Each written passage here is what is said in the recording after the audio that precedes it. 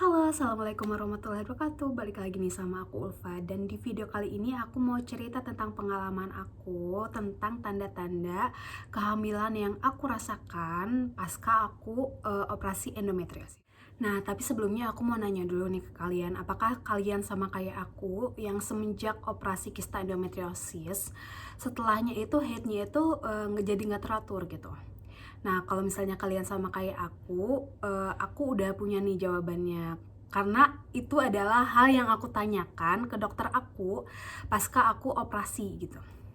Nah, kata dokter aku, alasannya itu wajar banget setelah operasi kista endometriosis kita mengalami keterlambatan haid atau haid yang tidak teratur, yang entah sampai kapan.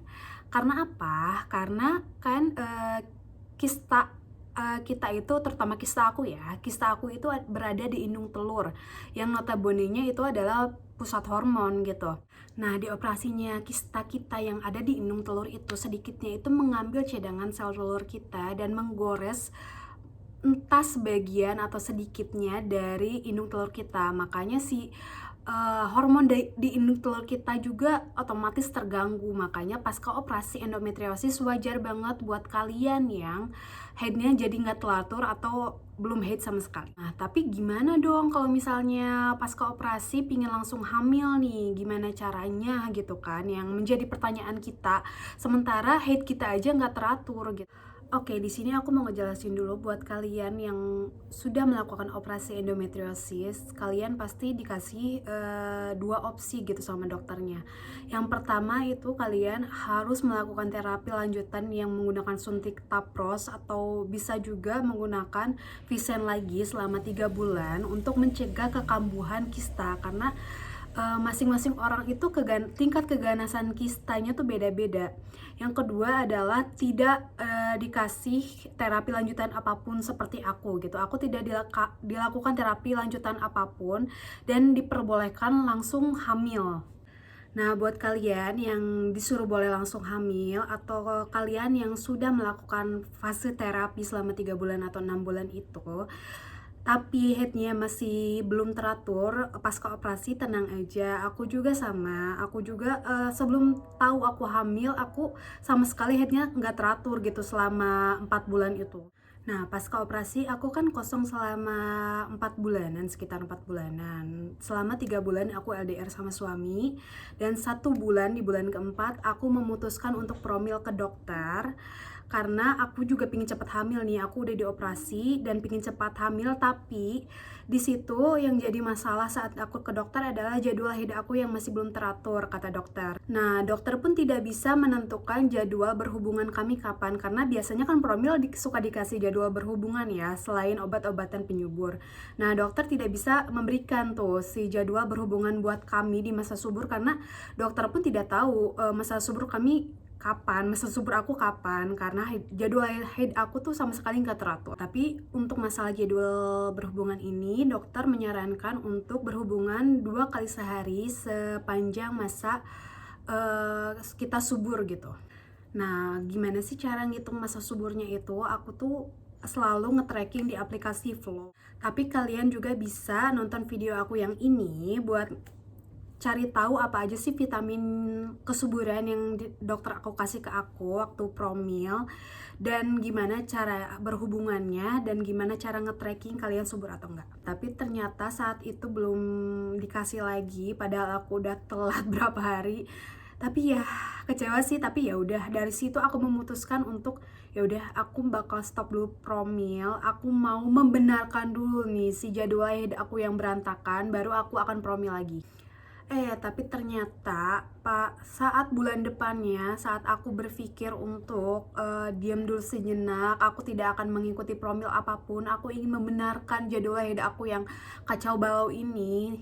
Ya mungkin karena disebabkan si ovarium aku juga belum sembuh dari operasi tersebut, makanya haid aku berantakan. Aku mau rest dulu nih ceritanya.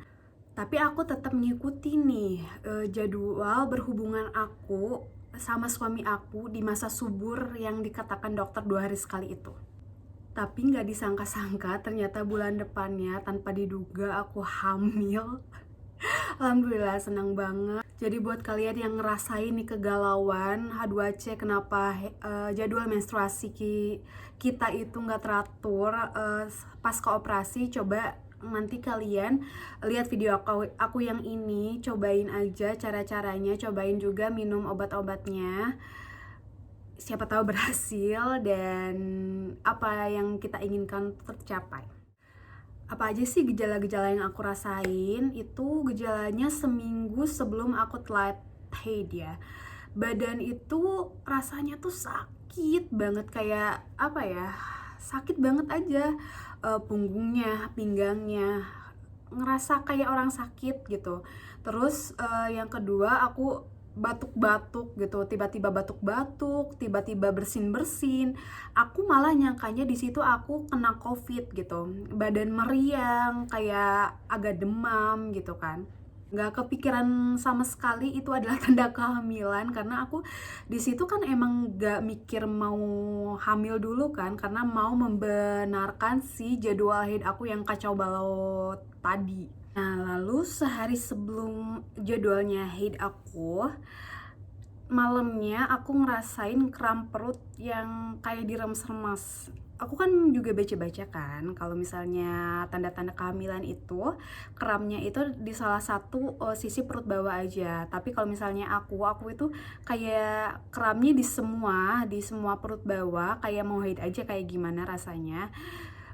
Terus aku mikir nih, wah ini fix sih besok aku bakal haid. Aku semikir kayak gitu. Aku tungguin tuh haid aku muncul gak ya gitu kan. Tapi ternyata hari pertama lewat. Terus aku tungguin besok lagi, hari kedua lewat. Aku pikir kan kok gini gitu kan. Wah ini jangan-jangan kayak kemarin bulan-bulan lalu nih gitu kan. Bulan-bulan lalu juga sama gitu, haid aku kan gak teratur, jadi ya paling telat biasa. Tapi yang aku notice di situ adalah keputihan aku. Nah, si keputihan aku ini yang biasanya kalau menjelang haid itu kering atau sedikit banget gitu kan, si keputihan ini tuh makin lama tuh makin banyak si lendir keputihannya itu.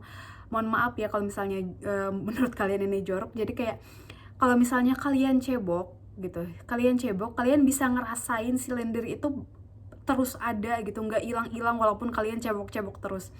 Jadi si produksi lendir keputihannya tuh makin hari itu makin banyak malahan. Nah, disitulah aku baru terpikir, apakah aku hamil ya? Kok soalnya biasanya kalau misalnya aku yang menjadi pembeda itu saat aku menjelang haid itu aku keputihan itu kering.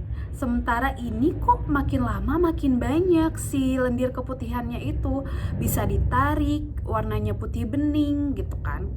Dan kalau misalnya kita cebok tuh bukannya hilang, tapi masih terus ada, sampai harus berapa kali cebok baru kayak kerasa hilang. Lalu besoknya lagi udah berarti aku udah telat 3 hari tuh ya. Aku mencobalah tes pack gitu.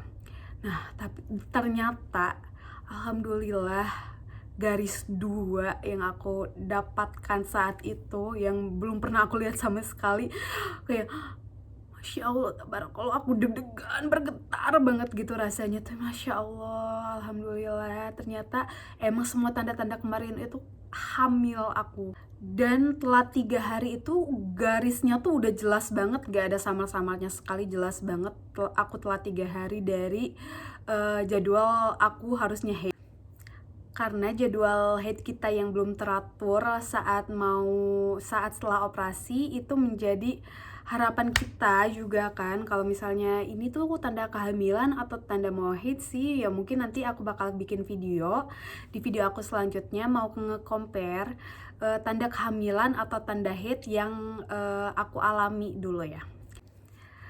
Oke, terima kasih buat kalian yang udah nonton video aku. Sekian dulu video aku kali ini. Kita ketemu lagi di video aku selanjutnya.